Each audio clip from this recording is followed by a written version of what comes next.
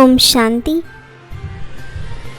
ಈ ಜನ್ಮದ ಪಾಪಗಳಿಂದ ಹಗುರ ಮುಕ್ತರಾಗಲು ತಂದೆಗೆ ಸತ್ಯವನ್ನು ಹೇಳಿ ಮತ್ತು ಇಂದಿನ ಜನ್ಮಗಳ ವಿಕರ್ಮಗಳನ್ನು ಯೋಗಾಗ್ನಿಯಿಂದ ಸಮಾಪ್ತಿ ಮಾಡಿಕೊಳ್ಳಿ. ಈಶ್ವರನ ಸೇವಾದಾರಿಗಳಾಗಲು ನೆನಪಿನ ಯಾತ್ರೆಯಲ್ಲಿದ್ದು ಅವಶ್ಯವಾಗಿ ಪಾವನರಾಗಲು ಚಿಂತೆ ಇರಬೇಕಾಗಿದೆ. ಇದೇ ಮುಖ್ಯ ಸಬ್ಜೆಕ್ಟ್ ಆಗಿದೆ.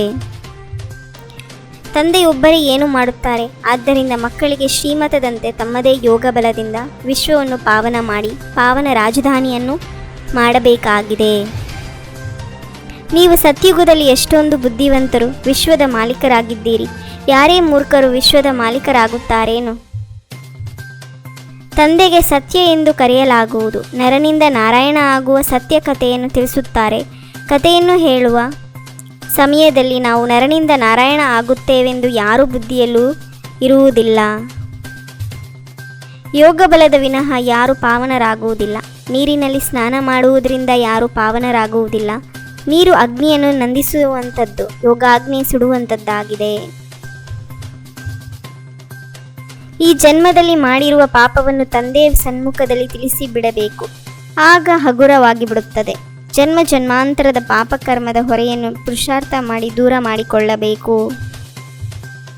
ಈಗ ತಾವು ಮಕ್ಕಳು ಯೋಗ ಬಲದಿಂದ ದೀರ್ಘಾಯಸ್ಸನ್ನಾಗಿ ಮಾಡಿಕೊಳ್ಳಬೇಕು. ಯೋಗಕ್ಕಾಗಿ ತಂದೆ ಬಹಳ ಒತ್ತು ಕೊಡುತ್ತಾರೆ, ಆದರೆ ಕೆಲವು ಮಕ್ಕಳು ತಿಳಿದುಕೊಳ್ಳುವುದೇ ಇಲ್ಲ.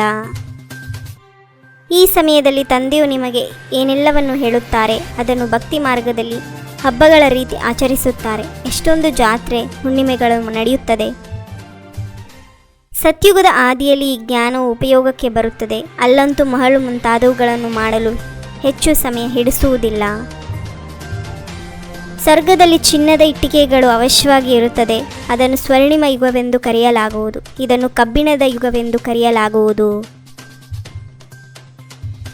84 ಜನ್ಮಗಳ ಚಕ್ರವು ಸಮಾಪ್ತಿಯಾಯಿತು.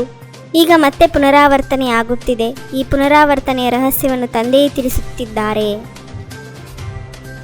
ಪಾರಲೌಕಿಕ ತಂದೆಯಿಂದ 21 ಜನ್ಮಗಳಿಗಾಗಿ ಬೇಹದ್ದಿನ ಆಸ್ತಿಯು ಸಿಗುತ್ತದೆ. ಈ ಜ್ಞಾನವು ಈಗ ಇದೆ. ಸತ್ಯುಗದಲ್ಲಿ ಈ ಜ್ಞಾನವಿರುವುದಿಲ್ಲ. ಮನೆ ಮನೆಗೂ ಸಂದೇಶ ಕೊಡಬೇಕು. ನಂತರ ಒಪ್ಪಿಕೊಳ್ಳುವುದು ಅಥವಾ ಒಪ್ಪಿಕೊಳ್ಳದಿರುವುದು ಅವರಿಗೆ ಬಿಟ್ಟದ್ದು. ವಿನಾಶವು ಆಗುವಾಗ ಭಗವಂತ ಬಂದಿದ್ದಾರೆಂದು ತಿಳಿದುಕೊಳ್ಳುತ್ತಾರೆ. ಸದಾ ಆರೋಗ್ಯವಂತರಾಗಲು ತಂದೆಯು ಅತಿ ಶಕ್ತಿಶಾಲಿ ಸಂಪಾದನೆಯನ್ನು ಮಾಡಿಸುತ್ತಾರೆ. ಈ ಸಮಯದಲ್ಲಿ ಎಲ್ಲವನ್ನೂ ಮರೆಯಬೇಕಾಗಿದೆ. ನೀವೆಲ್ಲ ಆತ್ಮಗಳಿಗೆ ತಂದೆಯಿಂದ ಆಸ್ತಿಯನ್ನು ಪಡೆಯುವಂತಹ ಅಧಿಕಾರವಿದೆ. ತಮ್ಮನ್ನು ಆತ್ಮನೆಂದು ತಿಳಿದು ದೇಹಿ ಅಭಿಮಾನಿಗ ಆಗಬೇಕು. ತಂದೆಯನ್ನು ನಿರಂತರ ನೆನಪು ಮಾಡಿದಾಗ ಪಾಪವು ನಾಶವಾಗುತ್ತಾ ಹೋಗುತ್ತದೆ. ಮುರಳಿಯನ್ನು ಕೇಳಿ ಮತ್ತು ಅನ್ಯರಿಗೆ ಹೇಳಬೇಕಾಗಿದೆ. ಓದುವುದರ ಜೊತೆ ಅನ್ಯರಿಗೂ ಓದಿಸಬೇಕಾಗಿದೆ. ಕಲ್ಯಾಣಕಾರಿಯಾಗಬೇಕಾಗಿದೆ. ಬ್ಯಾಡ್ಜ್ ಸಂದೇಶೀಯ ಚಿಹ್ನೆಯಾಗಿದೆ. ಸದಾ ಇದನ್ನು ಧರಿಸಿರಬೇಕು. ವಿಶ್ವದಲ್ಲಿ ಶಾಂತಿ ಸ್ಥಾಪನೆ ಮಾಡಲು ನೆನಪಿನ ಯಾತ್ರೆಯಲ್ಲಿರಬೇಕಾಗಿದೆ. ಹೇಗೆ ತಂದೆಯ ದೃಷ್ಟಿ ಬೇಹದ್ದಿನಲ್ಲಿರುತ್ತದೆ, ಇಡೀ ಪ್ರಪಂಚವನ್ನು ಪಾವನ ಮಾಡಲು ಶಕ್ತಿ ಕೊಡುತ್ತಾರೆ, ಹಾಗೆ ಸಹಯೋಗಿಗಳಾಗಬೇಕಾಗಿದೆ. ಕರ್ಮ ಮತ್ತು ಯೋಗದ ಬ್ಯಾಲೆನ್ಸ್ ಮೂಲಕ ಕರ್ಮಾತೀತ ಸ್ಥಿತಿಯ ಅನುಭವ ಮಾಡುವಂತಹ ಕರ್ಮಬಂಧನ ಮುಕ್ತ ಭವ. ಕರ್ಮಯೋಗಿ ಆತ್ಮ ಎಂದು ಕರ್ಮ ಬಂಧನದಲ್ಲಿ ಸಿಕ್ಕಿ ಹಾಕಿಕೊಳ್ಳುವುದಿಲ್ಲ. ಕರ್ಮಯೋಗಿ ಆತ್ಮ ತಮ್ಮ ಕರ್ಮದಿಂದ ಅನೇಕರ ಕರ್ಮವನ್ನು ಶ್ರೇಷ್ಠ ಮಾಡುವಂಥವರಾಗಿರುತ್ತಾರೆ. ಅವರಿಗೆ ಎಲ್ಲ ಕಾರ್ಯವು ಮನೋರಂಜನೆ ಎಂದೆನಿಸುತ್ತದೆ. ಕಷ್ಟದ ಅನುಭವ ಆಗುವುದಿಲ್ಲ. ಪರಮಾತ್ಮನ ಪ್ರೀತಿಯೇ ಸಮಯದ ಗಡಿಯಾರವಾಗಿದೆ. ಯಾವುದು ಅಮೃತ ವೇಳೆ ಎಚ್ಚರ ಮಾಡಿಸುತ್ತದೆ.